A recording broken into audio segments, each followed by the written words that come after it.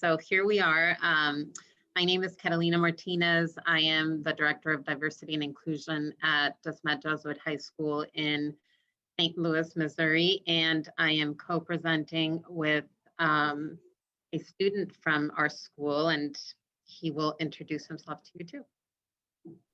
Hi, my name is Marquis. I'm a senior at the Smet Jesuit High School, and I help lead the Black Student Union and our social justice, some of our social justice things. So I'm happy to be here with you guys. Thank you. And so one thing that I want you to do, and you can do this while we're talking or while you're listening, is for your name in your screen, if you could please put your first name and what department you're in. And if you're not in a department, if you're admin, just write, admin or staff, etc. So either department, admin, staff, and what state you're in, just so that we can see where people are coming from. And what we'll do when we break you up in groups, we'll be breaking you up by subject. Just some of the conversations are easier, or you might be able to benefit more from some of the conversations if you're with people that are in your same category at school. So please do that so that we can have you in the right groups when we get to the first group activity. So this is pretty interactive. You will have several chances to share with each other in small groups. We're gonna try to get you in groups of no more than 4, so maybe 3 and 4, and there will be one activity where you will be in pairs so that you can reflect a little more deeply and maybe a little more privately about one of the questions that I have. So this presentation is part of an effort of creating equity in school. There's many ways to do it, but one very easy and tangible way to do this is to start with your own classroom, with yourself and with your own classroom, and that's what this presentation is going to be about. So just so that you know what topics we're going to be covering, we will, so the first question is, how do we even begin? And I'm going to talk about the importance of norms. I'm going to make sure that everybody understands the difference between equality and equity. We'll talk a little bit about dimensions of identity and culture so that you can understand, some of your identities and some of the identities that you're going to, see in your classroom. Talk a little bit about implicit biases and the importance of being aware of those when you're a teacher. We will look at the cultural competence continuum, again, for you to see where you stand in that continuum. I always talk about cultural competence as being a journey. So we're just going to take a look at, where we are and where we can move from there. And then some common challenges in the classroom, and I zeroed in on debate versus dialogue, microaggressions, and then we'll go into microaggressions a little more and talk about what we do when we hear one, or what we do when we realize that we're the ones who are actually, have said a microaggression and, to a student or to a group of students. So we are going to go ahead and get started. And so we begin with, just a little humor. Obviously, we don't want our students to feel like they are, in front of a caged tiger, or that they're going into a cage with a tiger, or that they're going to be caged at all. So, so the way that we begin in terms of establishing a culture of trust and of parameters, where we know that people's thoughts will be respected, is always by establishing norms. So I have found, working at different schools, that you can't just, pick a set of norms and apply them anywhere. So my experience has been that the norms that you create, whether it's in your classroom or whether they're created for your whole school, and I do believe that it is best practice to create norms that your community can agree with and that you can share throughout. So every teacher would be using the same norms. Any space where there's conversation, difficult conversation, would use the same norms. So again, they have to be somewhat organic to the institution. And it doesn't mean that you have to make them up yourself, but you have to either create ones or find ones that speak to your community. So I'm going to give you 2 examples, and this presentation will be shared later after we're done, and you're welcome to use these if you want, if you think that they work for you. So in my first school, or the first school that I worked at where I was doing diversity work, I adapted these, and these are very easy to remember because of the acronym ROPES. And these were, the R stands for respect, listen without interrupting, only one person speaks at a time, treat each other with respect even if you disagree. O is for openness, speak up, speak honestly but kindly. If you say something that is hurtful, apologize and clarify what you meant. If someone says something that offends you, let the speaker finish and explain why you were hurt or angered. I've known this one to be also like oops and ouch, but some people think that the oops and the ouch are a little childish. At the last school I worked at, it worked. But I remember when I got here to my current school and I mentioned something, about the oops and the ouch, and they're like, no, that's not going to work. And I'm like, got it. So P, participation and patience. Don't dominate the conversation. Make sure everyone has a chance to participate. Stay on the topic at hand. Empathy, assume good intent and that everyone has come to the conversation to learn, grow, and share. Listen without judgment. Focus on what the speaker is saying and not on what your response is going to be. And as sensitivity and safety, use I statements. Speak only for yourself. Remember that others are speaking only for themselves. Confidentiality is important. What is said in the room stays in the room. So this is one example. And again, if you think that this is something that would work for you, and you can feel free to adapt or change some of the language. And I think, again, the important part is that it speaks to your community and it speaks to the culture of your school. And then, so right now I'm working at a Jesuit school, and it made sense for us to refer back to St. Ignatius and some of what he talked about in terms of how we should approach each other in conversation.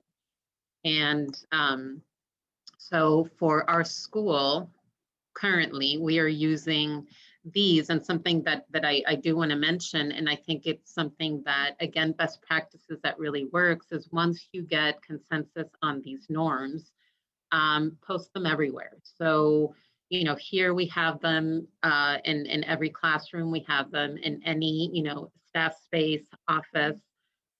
We printed out little cards and we handed them out to all of our students so that they can put them in their wallet. We put them in the newsletter that goes home every Friday so that parents are aware of them. So the more you can reinforce these norms, that the better, the more people will use them and they actually become part of your culture.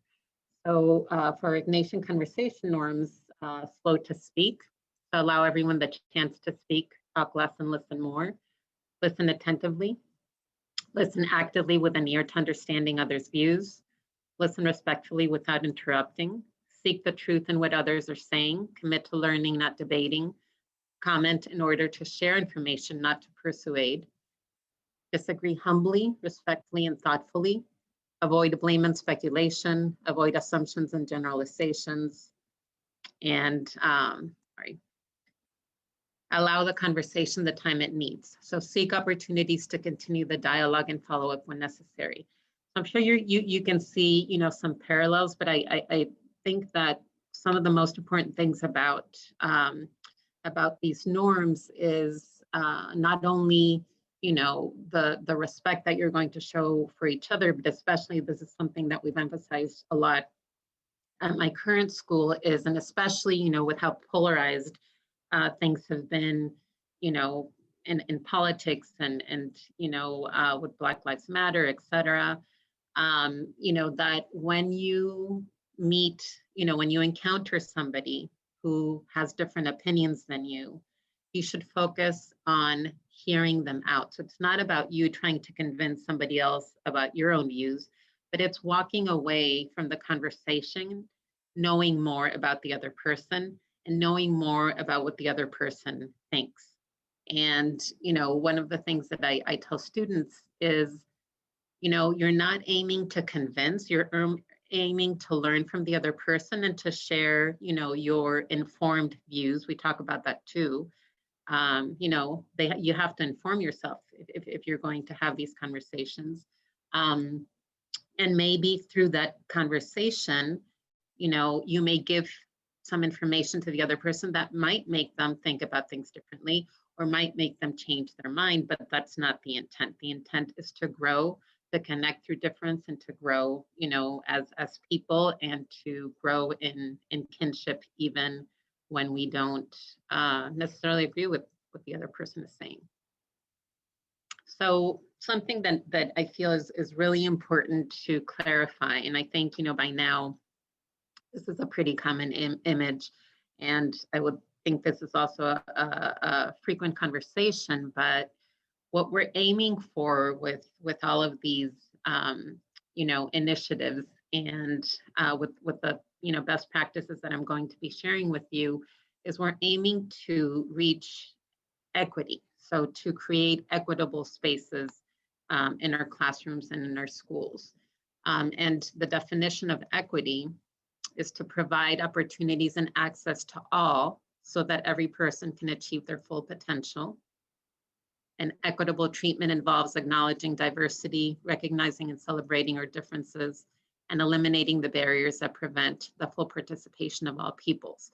So the main difference, for me, when I talk about equality or equity is that with equity, we give people what they need. It's not a one size, fits all. You don't give t-shirts to the whole team, or you don't give the same t-shirt, but you give, the type of t-shirt that they need. So whether that's a different size, a different color, a different material, et cetera. So that's a good way to kind of look at that. So that brings us to knowing yourself. So, I strongly believe, and I have seen this, that the only way to create a safe classroom is to be working on yourself in terms of getting to know yourself and who you are and how you present in the classroom, how your students see you, and understanding, what these different identities mean and how they give you privilege or how they take away privilege from you. And we don't have, time to completely go into this, but here we can see the main social identifiers, which are in the small circle in the middle. And those are race, class, sexual orientation, ethnicity, religion, ability, age, and gender. And those, are typically called the 9 that we talk about. And these are also internal. So meaning they are not necessarily evident, when you see somebody, and they have to do with you as a person, not with they're intrinsic to you. And within all of these categories, you have identities that like I said, hold privilege or don't. And depending on that, your interaction with the world is going to be very different, right? So it's very different if you're a white, male, able-bodied, heterosexual, Christian man than if you are, let's say a woman, a Muslim woman, of color who is in her 70s and, maybe in a wheelchair. So, and I'm talking about extremes, but those things affect, how you see the world, how you interact with the world, and how you interact with others. And that's probably, the important message here. So there's different dimensions, some of them are internal, some of them are external. So they depend on things, like where you decide to live, how you dress or how you choose to present yourself, your language or your languages and your educational attainment. So those are things that you can change, right? The ones in the middle are more things, like I said, that are intrinsic or that you're born with, although some, like religion is something that you might choose to change, and ability can change through time. And then, we have external, which is, something like your position or title, your status, your relationship to power players. And status means, your standing, within your school, seniority. So those are things that are institutional because they are related to your participation or your membership in an institution. But all of these things, make up who we are and are going to give us privilege or are going to, take away privilege from us. And I think it's important to think of our students in terms of these dimensions of identity. Okay, so moving right along, when thinking about the classroom, the first thing that we need to know when we're talking about creating safe classrooms is that, students, we need to know basically how the brain works. And, we know from research, and there's a book, Zaretta Hammond's book, that is called Culturally Relevant Teaching in the Brain, which I really recommend, and it really focuses on what I'm about to tell you. But the ability to distinguish friend from foe helped early humans survive. And the ability to quickly and automatically categorize people is a fundamental quality of the human mind. So we naturally, that's what we do. We automatically categorize people. So don't feel bad, right, about that, because it's a natural instinct. Categories give order to life, and every day we group other people into categories based on social and other characteristics. And unfortunately, if they're not checked, this is also the foundation of stereotypes, prejudice, and ultimately discrimination.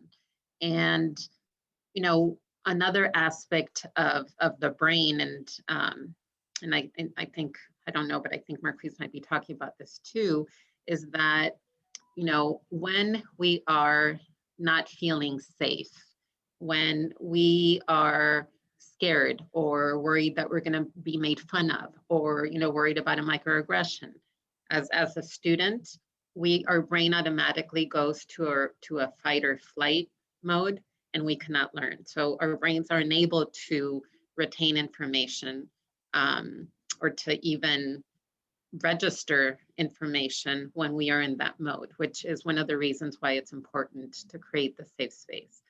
But in terms of categorizing, my message here is that it's normal, that's what we do, but that it's important to catch yourself, when you're categorizing things based on stereotype or prejudice, if that makes sense. And Marquis, I think you wanted to say something here. And I was just going to add that even with that, that our intuition to categorize things, we often categorize things in binaries when they are much more complex and complicated than that.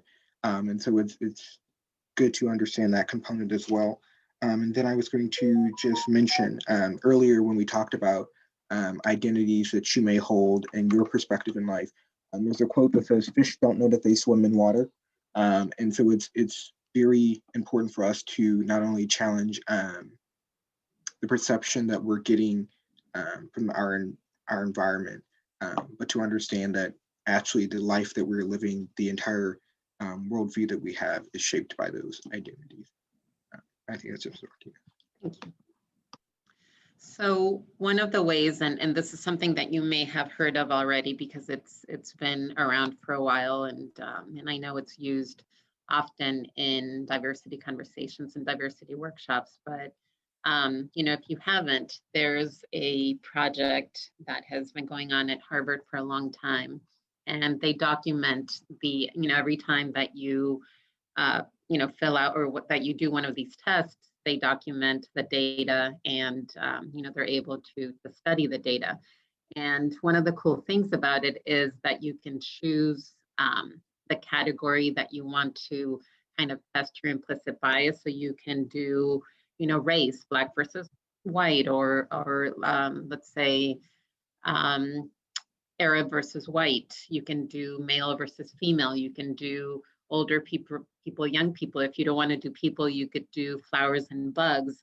So whatever, if you want to have fun with it, or if you really want to learn a little bit about yourself, and there's ways to game, the test. But I think if you go into it and just, do what it asks you to do, it's interesting, and maybe it's accurate, maybe it's not. I mean, for me, I would say that it has been, that I can agree with the results. And if I don't totally agree, it's definitely given me a chance to think about, right, what my biases can be. And it's also a nice group building activity. If you teach high school students, it's something that you could do with your students. Maybe you pick one of the tests, and, that can be a starting point of conversation about what you're going to talk about. But it definitely makes you think, and it makes you, it gets you to connect with other people if you're doing it in a group, and to get to know other people better. So, the website is here. It's implicit.harvard.edu. And then there's a book that really goes into this, and I recommend it if you're interested in implicit biases. And this came out a while back, and it's in the corner here. It's called Blind Spot. So just to make sure that we are all on the same page when we talk about biases, my definition is, bias is prejudice in favor of or against one thing, person, or group compared with another, but it's usually in a way that it's considered to be unfair. So not necessarily based on any facts, but, more based on family values or, society in general. So what you have grown up around, sometimes, what you hear about in church, or what you hear from friends, what you hear from family, but also, obviously, nowadays social media plays a huge role in that. So that's just a little something that you can do, yourself, that I recommend that you do yourself, and that you can also bring to the classroom. So this leads us to a topic that has, that is more directly related to your classroom, and that is, the common biases that we see in the classroom. And I'm going to putting them all here so that you can, take a look at them as I read them, or if you want to take notes. But, probably stereotype and stereotype threat are, some of the things that we see in the classroom. So stereotype is simply an exaggerated belief, image, or distorted truth about a person or group. So it's a generalization that allows for little or no individual differences or social variation. Stereotypes are based on images in mass media or reputations passed on by parents, peers, and other members of society. And stereotypes can be positive or negative. I remember when I was teaching, and I haven't told you this, but I taught, before I started doing diversity work, and before I became a full-time director of diversity, I taught Spanish for about 20 years. So I remember when I would talk about stereotypes, and, and when I started getting into diversity work, I started having these conversations with my students, in my Spanish class. But they would say, well, but stereotypes are true. And they are, but the problem is that it's an exaggerated truth, and, that it's generalized, and that we are, labeling everybody under a category, as having the same characteristics, and that is unfair. Especially, when the stereotype is a negative one. And then something interesting that Claude Steele, researched and wrote about in the book, Whistling Vivaldi, is stereotype threat. And this is definitely something that can happen in the classroom, and that I've heard students, mention, and I'll talk a little bit more about that. But so stereotype threat is defined as a socially premised psychological threat that arises when one is in a situation or doing something for which a negative stereotype about one's group applies. So some stereotypes that might play out in the classroom basic ones like girls are good with language and art, boys are good with math and science, the concept of model minorities, which is usually applied to Asians, or the concept that, Black and Hispanic students aren't as smart as white students. And here at the Smet, we have a Black Student Union, like Marquis mentioned, and, we have conversations, we meet regularly. I mean, COVID has kind of thrown all of us into a loop, but normally we meet regularly. And one of the things that we discuss is just, how are you doing? And, you want to share anything that's happened in the classroom, or, what's on your mind, basically. And something that the students bring up, with certain frequency is feeling like their teachers are assuming that they are not as smart or that they are not as able because they're Black. So, that's something that as a teacher, we really have to be aware of. Am I making any, check yourself. I mean, I think, it is possible, we are socialized to think certain things in terms of, different identities or race in this case, and we can unlearn what we've learned, but we have to be conscious about it. But that is something that we hear, that I hear about here, and that I've, heard about from students overall, from Black students overall. And we don't have, I mean, most of our, our underrepresented population here is Black. We have a very, few Hispanics and few Asians. So, when I talk about my experience here, it's really, more to do with race and more to do with Black versus white. And I just wanted to add, I just wanted to add on to that really quickly. From a student's perspective, oftentimes you're one or, especially at the Smet, you're one or two Black kids in your class. And in those conversations that we've had at Black Student Union meetings about teachers specifically teaching to you because they don't think that you know the material, or taking extra time to do certain things to insinuate that. It is one of the most uncomfortable situations that a student can be put in. And so I think, obviously don't do that, but in the future, I think it is important to create a classroom environment where something like that can be brought to your attention, and you react in a way that isn't, abrasive, but open to the learning experience. That's a very good point. And I think a very simple way to do that is just to acknowledge, I am learning as well, and I am on this road, on this cultural competency road, which you're in your entire life. But acknowledging to students is, I'm also learning, and my knowledge is limited to, to perhaps my own identities, or to the identities that I usually interact with. So if I ever say anything in the classroom that doesn't feel right, or that, you feel is offensive, or that you feel disrespected by, please tell me. Obviously, don't stop in the middle of the class and, accuse me of something, but I think stating that in the classroom is really important, because we carry the power in the classroom. And it is really hard. And I know that, Marquis is one that always, he is the one student that will speak up. And I know, because we've had conversations about this over the years, he gets really tired of it. And not only that, but other students start to react to it, and kind of thinking like, well, here he goes again. And that's not a responsibility that should be just on one student. But, if we place it on ourselves, and ask our students to communicate, respectfully, I think we can certainly learn a lot. So we're going to get ready to talk in pairs, actually, and the pairs can be random.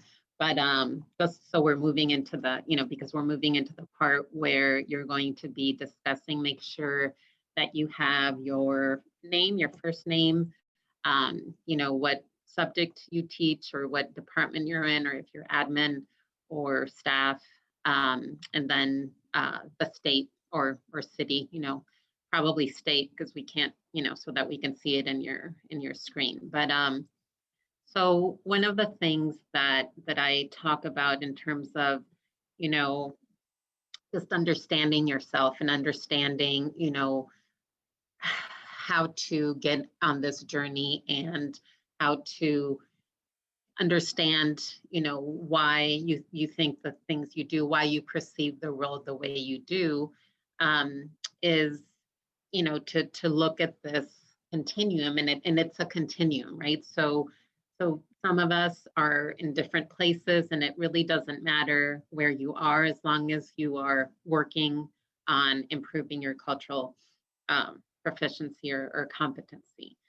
So, if you are not culturally competent at all, you are in the first stage that is described as cultural destructiveness. So you see the difference and you stomp it out. So negating, disparaging, purging cultures that are different from your own. So, part of it is, when you say, well, we'll leave it at that for now. So cultural incapacity is you see the difference and you make it wrong. So it's wrong to be different. It's bad. It's a negative thing. So elevating the superiority of your own cultural values and beliefs and suppressing those of cultures that are different from your own. So again, in the first one, you're seeing the difference and you're stomping it out. You're saying, that anything that is different than yours is, well, yeah, either I don't see it, it's not important. So cultural incapacity is you see the difference and you make it wrong. So and you also focus on the fact that your identity, whatever it is, cultural values, beliefs are better. Cultural blindness is you see the difference, but you act as if you. So you act as if the cultural differences you see do not matter, or not recognizing that there are differences among and between cultures. And the most typical, thing that people say that kind of, fits within this category is, I don't see color. And, to me, when people say I don't see color, it's what then you don't see, I identify as a person of color. I'm Latina, I'm Hispanic. And if somebody tells me that, I'm like, then you're not seeing part of who I am. It would be, like having somebody tell me, well, I don't see you as a woman, and that's a very important part of who I am. So that's a problem, right? Then cultural pre-competence, you see the differences and you respond, but you respond inadequately. Recognizing that lack of knowledge, experience, and understanding of other cultures limits your ability to effectively interact with them. But at least here you are responding and you have an awareness that it's different. And I think you're also showing an awareness, not only an awareness, but a desire to learn. And something that I would say is, you're probably going to get it wrong, and if you're talking about peers or if you're talking, about students, but it's better to ask and, to address differences than to, disparage them or pretend that they're not there. But I know people are usually, scared, and I would say we're all going to make mistakes, and, we just have to apologize and, learn and do better the next time, but don't cry just because you're scared of failing.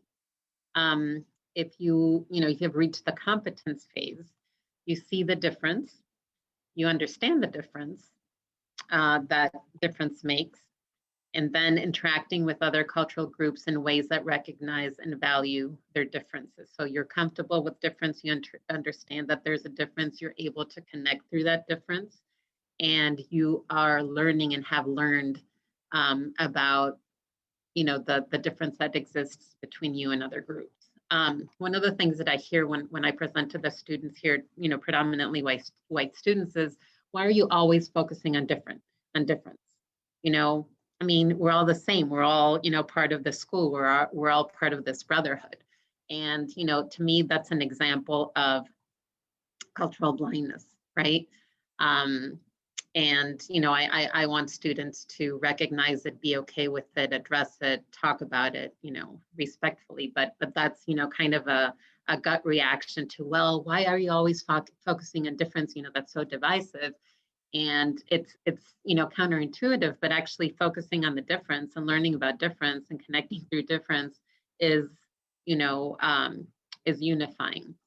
And then cultural proficiency, which would be the last stage, is see the difference and respond. So honoring the differences among cultures, viewing diversity as a benefit, and interacting knowledgeably and respectfully among a variety of cultural groups. And honestly, I mean, the only way that you can do this, I mean, you can read, and there's, tons of books that talk about different identities and that help you understand, different identities, especially there's a lot of really good books written about race. And again, that's something that I've focused on in my last couple of years, just because, that's what I'm dealing with here at school. But there's books about a lot of different identities. And so, so I encourage you, look at your students and look at, who's represented and learn. And, you can Google articles, you can watch TED Talks, you can read books. And, as you inform yourself, you can also ask your students. The only thing I would say is don't expect your students, and especially your underrepresented groups, and especially if there's only one or two in your class, to be the ones who are going to teach you everything about that identity. The onus has to be on you first. So I was thinking of having you in pairs with this one, but I don't see that we have a chat option. And I was going to share the link to this cultural proficiency continuum. So I think what I'm going to do is I'm going to have you, take, I'll give you about a minute or so to, and if you want to turn off your camera while you do that, because it might be a little awkward, that's perfectly fine. And I'll tell you when the time is up. But think about, and I'm going to, show you the questions, and then we'll go back to the continuum. But, where do you think you are in the continuum? Is it a different place than 5 years ago? So, think, where was I? What was I doing 5 years ago? And where was I in terms of the continuum? Is it different, a different place than you were 10 years ago? And then I also want you to think, in what specific ways can you work on moving along the continuum over the next year? So first, where do you think you are now? How different is it than 5 or 10 years ago? And then what specific ways can you work on moving along the continuum for next year? So it's now, past, and future. And again, if you want to journal, if you want to take some notes, but I'm going to give you, I think I'll give you a whole minute to kind of reflect on that, and then we'll come back and continue talking. So okay.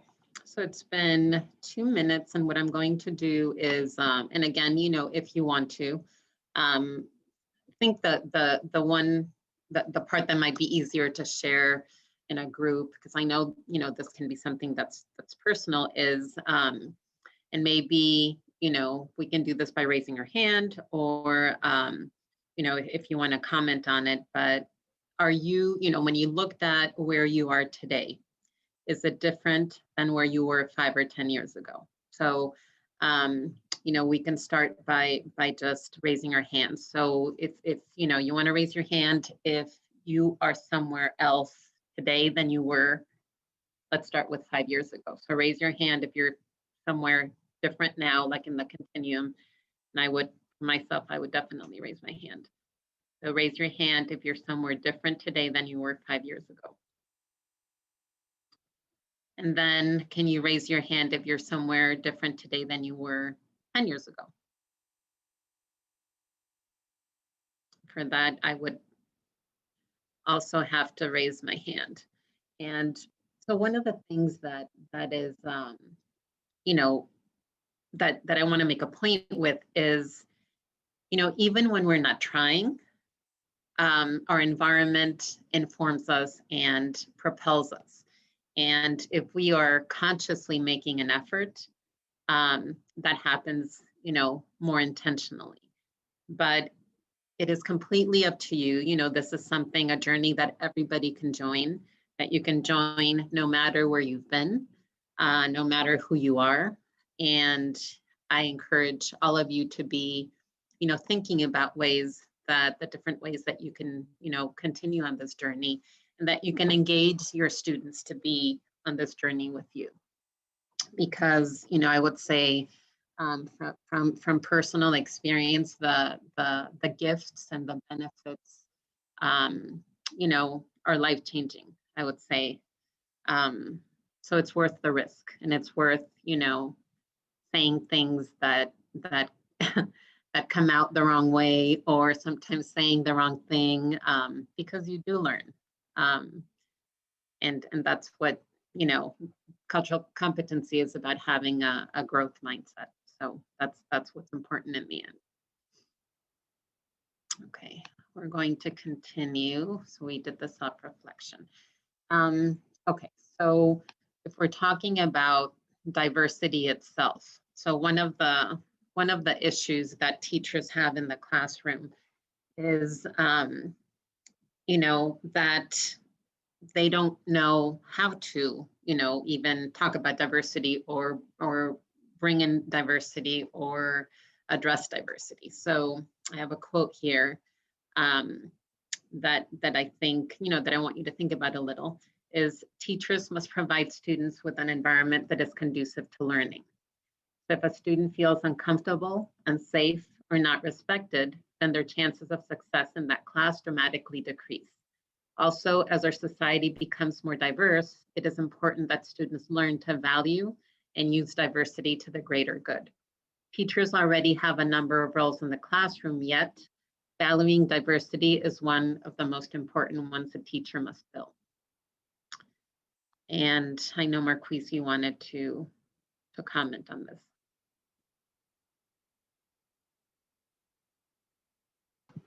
Yeah, I was just going to say that, I started off my freshman year, and I had two teachers who had structured their classes in ways that I found challenging, particularly as a Black student. And so I just wanted to say that it is possible to ascend to a higher level of cultural competency, by, number one, building those relationships, and two, yes, learning the value of promoting different perspectives and voices within your classroom. And I think that's very important, not only to your student being able to learn, but their safety as well. And this, goes back again to what I mentioned, and talking about Zaretta Hammond's book, Cultural Competence in the Brain.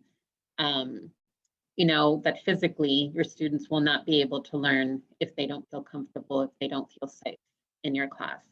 I think, if nothing else, that should be your impetus for, for working on yourself, and by doing so, understanding and seeing your students and their different identities, and striving, for equitable practices.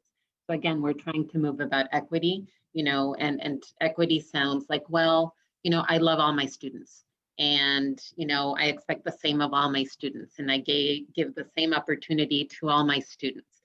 And I know that comes from a good place, but that's not equitable, because not all of your students have the same needs. And especially, students that come from underrepresented groups, whatever those are in your school, their needs are different. And we have to recognize that, and we have to honor that. And Ms. Martinez, you just indulge me for 1 second. I just wanted to offer a quick example of that. I mean, the Black Student Union, now that we've got that established, has been doing great work in terms of assessing problems. And one of the problems that we found among Black students was the fact that they would get tardies for being late. And we talked to the dean about that, and he was like, well, we're treating all students the same. They're, we're allowing for XYZ to happen, and if you're late, you just get a tardy. And one of the things that we found was that, like, first of all, proximity to school and the different conditions by which certain students are being tardy. One student had to drop off several of his siblings in the city. We live in St. Louis, in the city, and then go all the way out to the county to school, versus other students who were 15 minutes away and were waking up late.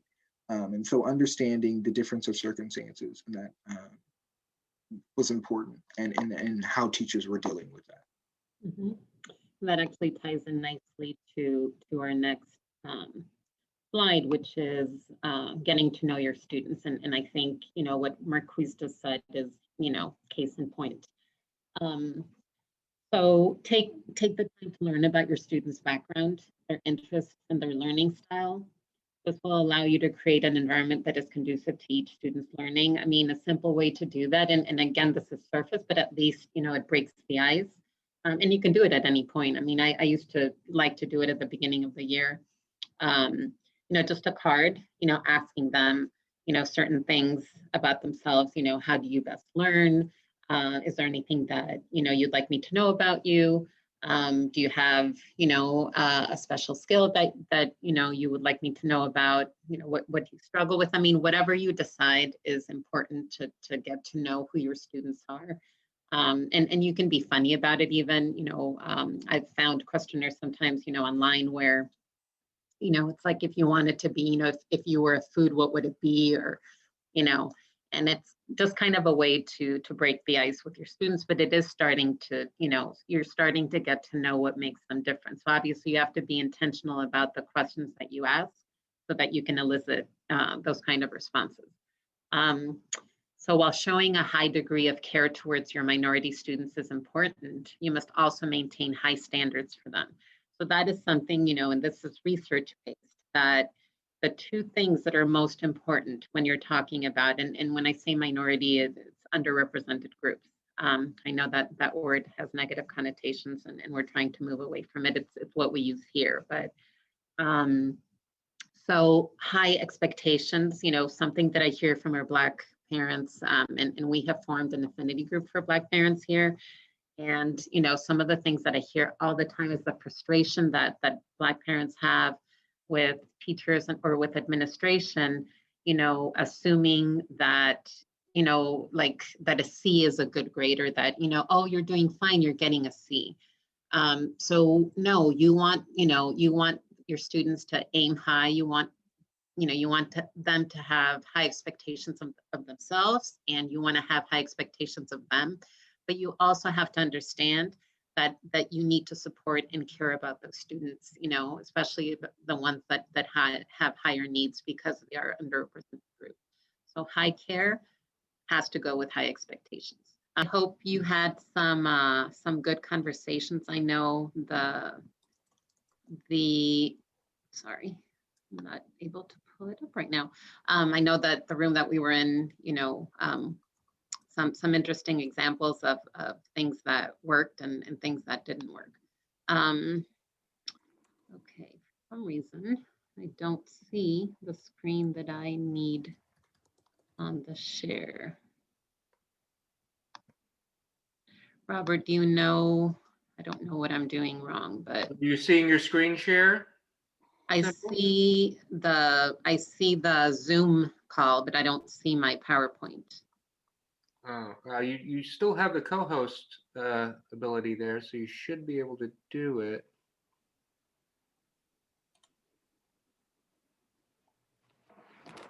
Marquis, do you have access to that?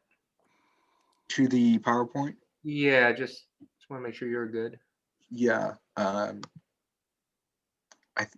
other people see it or no? I don't think so. I'm not seeing it at the moment, no. Do I have the updated version, Ms. Martinez? I could possibly share it. No,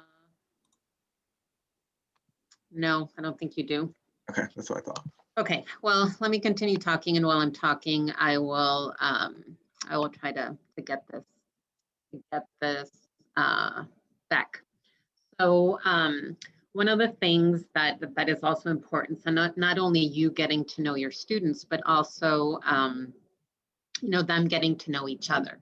So allowing time for your students to learn about each other, to share personal narratives, to gain an appreciation for the diversity that they bring to the classrooms. And I know that this is easier in classes where you can include it in the curriculum, whether it's English or whether it's history or whether it's theology, even languages.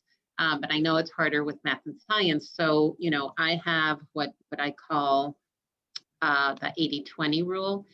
And for me, the 80-20 rule is that you should give yourself permission to talk about other things that maybe have nothing to do with your curriculum, as long as, you're teaching your curriculum 80% of the time, it's okay to give yourself permission, to talk about these other things for 20% of the time. And I think, Marquis, you have an example of a science teacher that did that, right?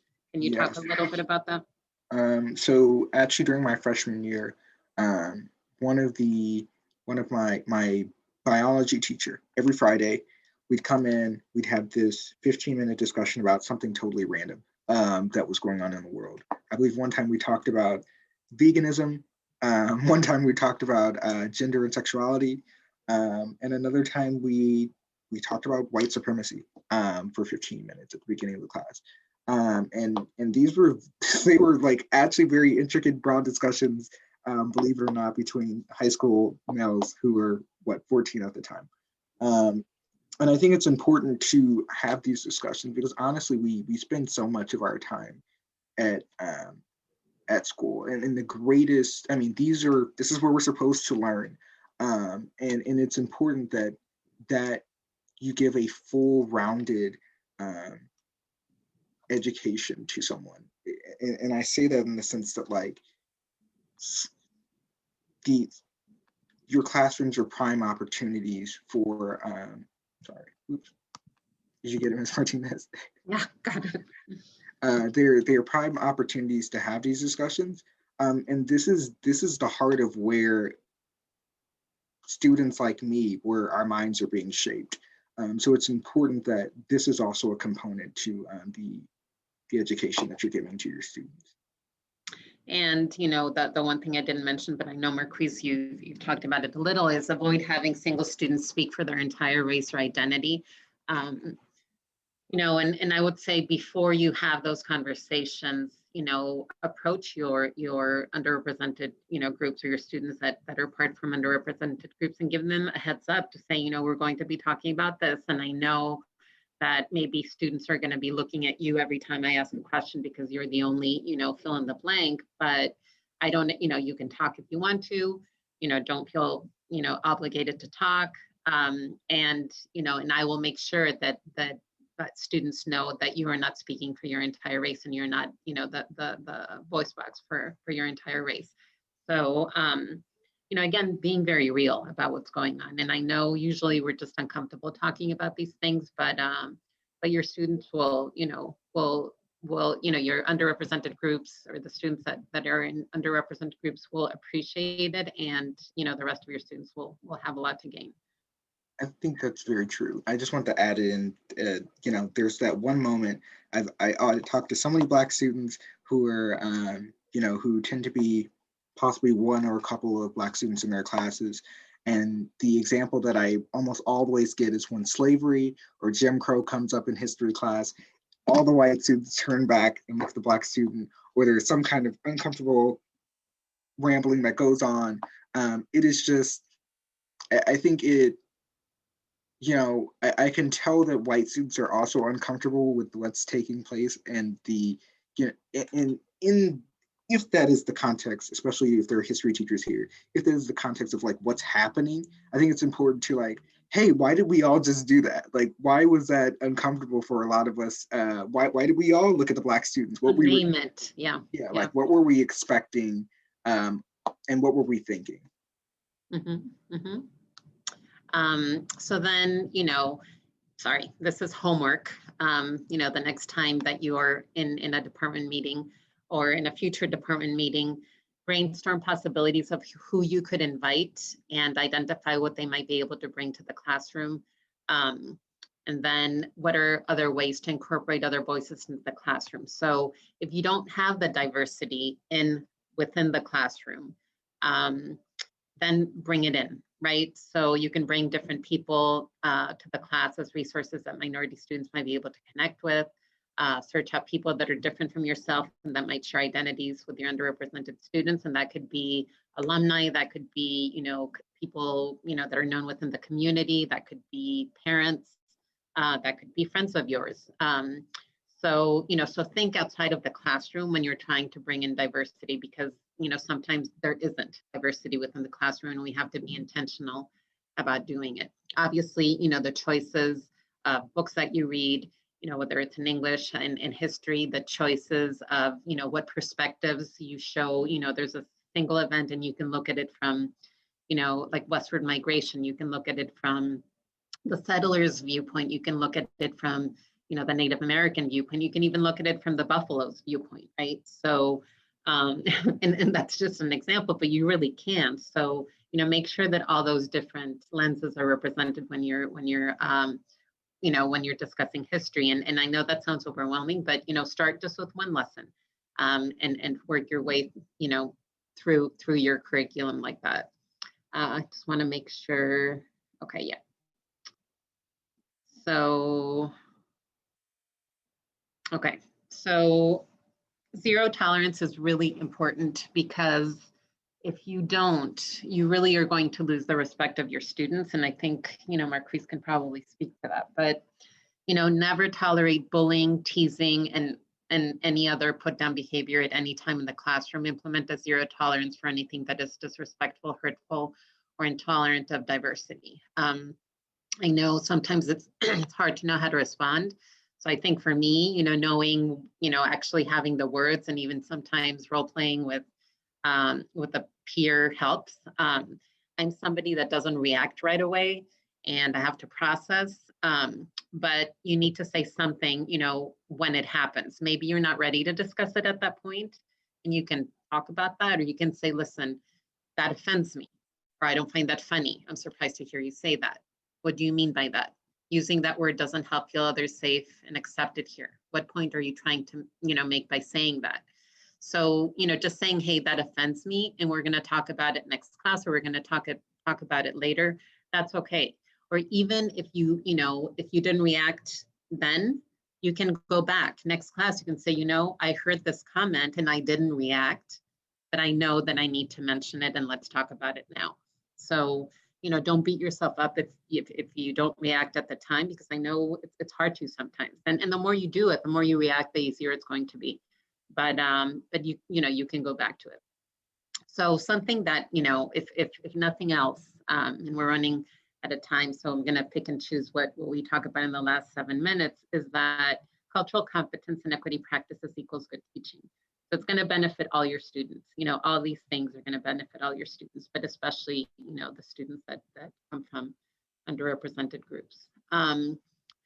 So common challenges in the classroom, and I think we'll be able to talk about debate versus dialogue, and we'll see if we can watch the microaggressions video. But I think this is an important concept to clarify, with your students, and just the conversations. And again, if you have norms and you stick to the norms and students abide by the norms, then it's easier to avoid this debate versus dialogue, because what you're having then is a dialogue, is a respectful exchange of information. But what does debate look like? It's about winning. It's about one right answer. It's about being combative, about finding flaws in others' points of view.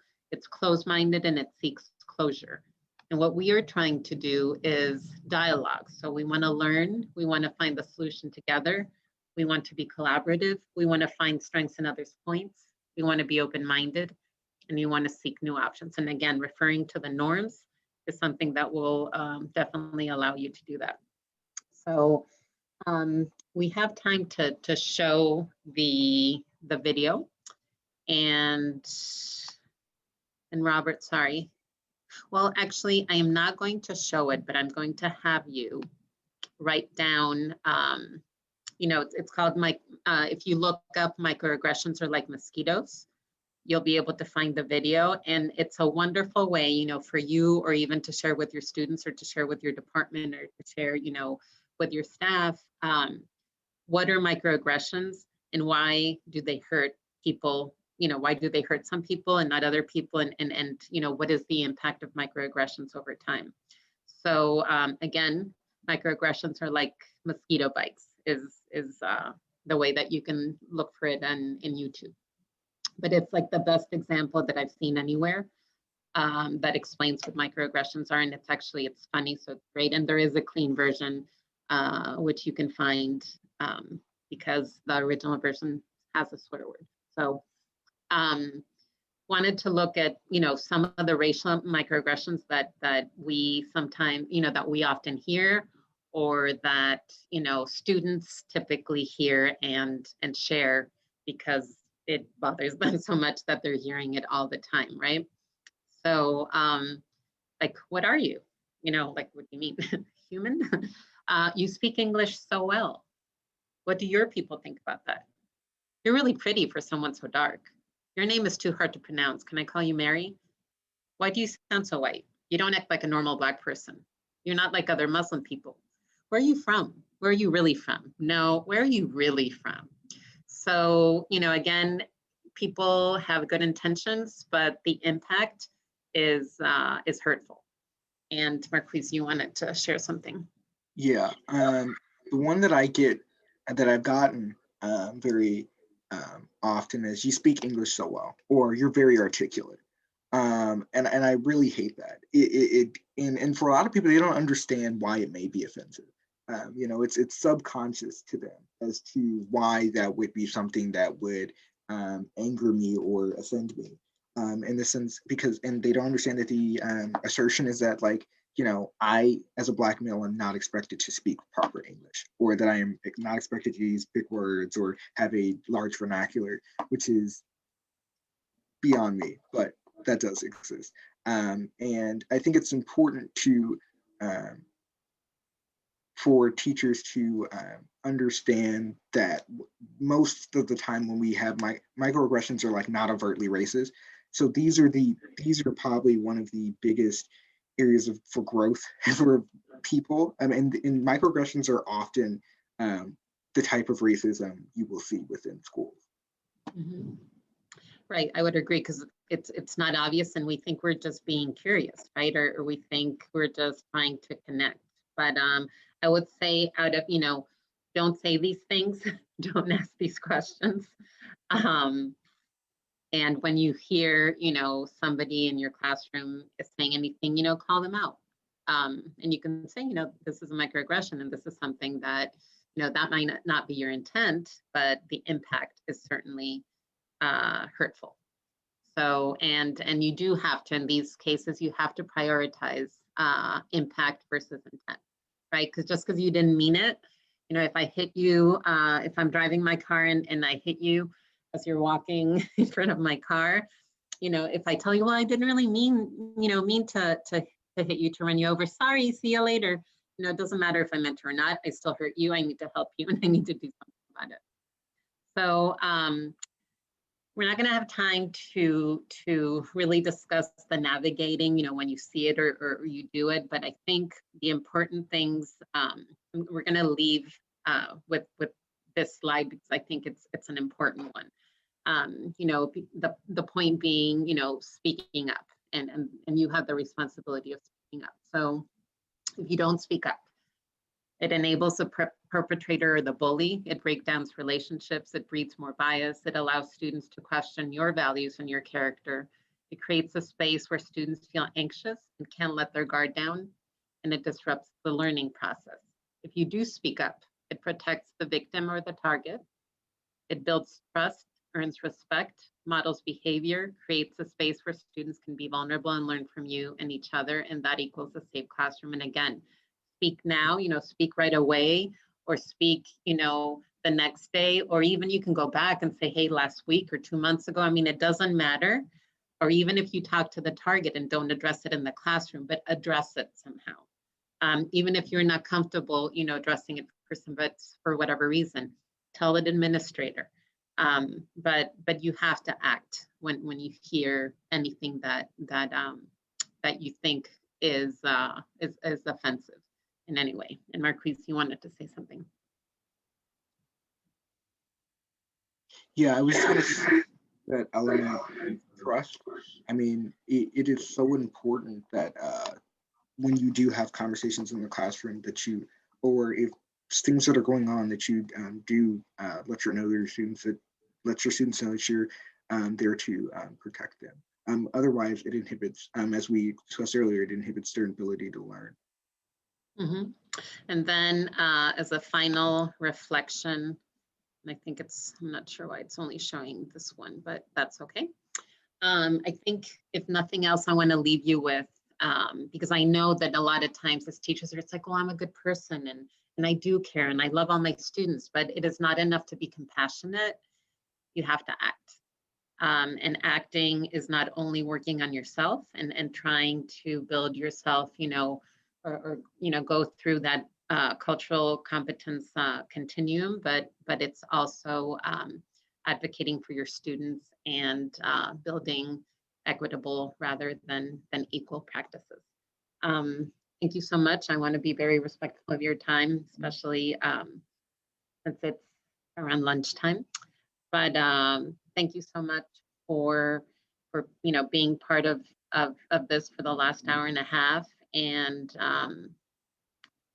I think what we're going to try to do is share our emails so that if you have any questions, if you want to continue this conversation, you can reach out to us. But thank you so much and enjoy the rest of your days.